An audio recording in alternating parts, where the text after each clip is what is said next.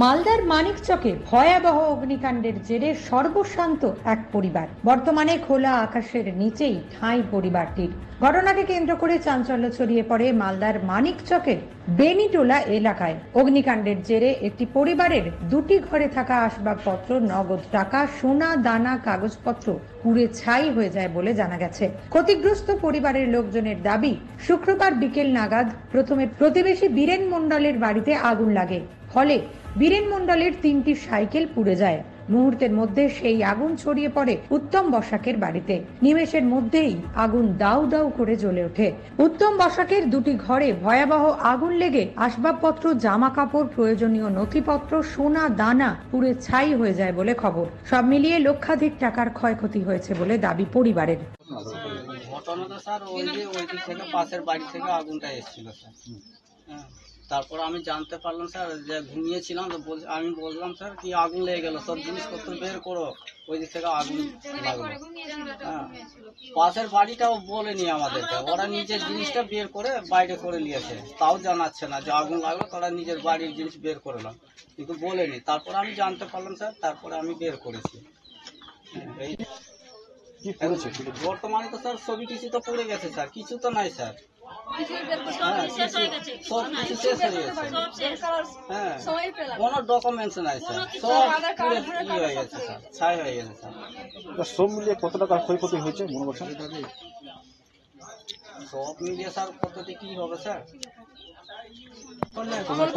বলা যাচ্ছে 70,000-এর মতো স্যার। 70,000 টাকা নগদ কেস। হ্যাঁ, মায়ের ওর সোনা ছিল স্যার, সেটাও স্যার পুড়ে গেছে স্যার। আগুনটা কিভাবে নিভানো হলো?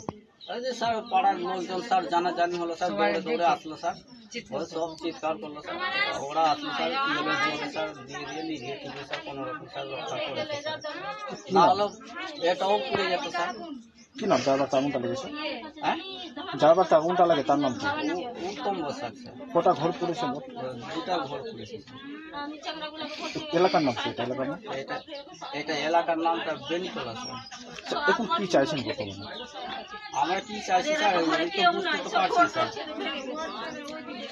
বাড়ি ঘর নাই স্যার, কোথায় থাকবো স্যার, বাড়ির ব্যবস্থা কোনো আমি জানি না। ঠিক আছে, আমি ঘুমিয়েছিলাম, ওষুধ টষুধ খেয়ে উঠে এইখান থেকে জান্নাত থেকে এই বাড়ির লোক চিৎকার করলো যখন, তো উঠে আমি উঠলাম, দেখছি যে ধা ধরে আছে আগুনের পুরো। হ্যাঁ, আগুন যখন ধরে আছে তো ওই সবকে ডাকছি আমি, লোকজনও আসলো নিভাবার জন্য। এইখানে একটা চাল ছিল, চালের উপরে তিরপাল ছিল, তিরপাল দিয়ে ওইটা দিয়ে ধরে বাতাস মেরে ওইটা দিয়ে চলে গেল। ওদিকে কোথায় গেল? ওই অন্যজনের বাড়িতে। কি নামটা? উত্তম বসা। কি দেখলেন ওর কি ক্ষয়ক্ষতি হয়েছে? মানে ক্ষয়ক্ষতি ওর পুরোটাই হয়েছে, কিছু বের করতে পারি। কি মনে হচ্ছে তুমি করে আগুনটা ধরলো? এটা সেটা তো আমি বলতে পারি না, ওটা তো আমি চোখেও দেখিনি যে কিভাবে ধরলো না ধরলো, এটা আমি জানি না। তা আপনার কি ক্ষয়ক্ষতি হয়েছে? আপনার কিছু হয়েছে? আমার তো ক্ষতি যে হয়েছে এগুলোই পুড়েছে। 3-4টা সাইকেল ছিল, এই ঘরেও ধরেছিল আগুন, কোনো রকম নিভালাম। এইদিকে বাতাস ছিল না বলে না তো। যেটা জানা যাচ্ছে যে অভিযোগ করছে যে আপনার বাড়ির এখান থেকে আগুনটা ওর বাড়িতে গিয়েছে, কি বলবেন? ওইটাই আমারই থেকেই তো গেছে আগুনটা। নিউজ আজ বাংলা, মালদা।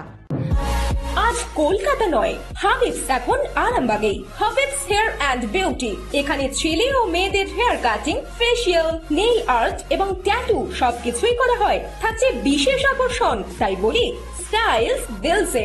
আজই আসুন হাবিবসে। আমাদের ঠিকানা গৌরহাটি মোড়, আরামবাগ। যোগাযোগ 6291525900 অথবা 7439772785।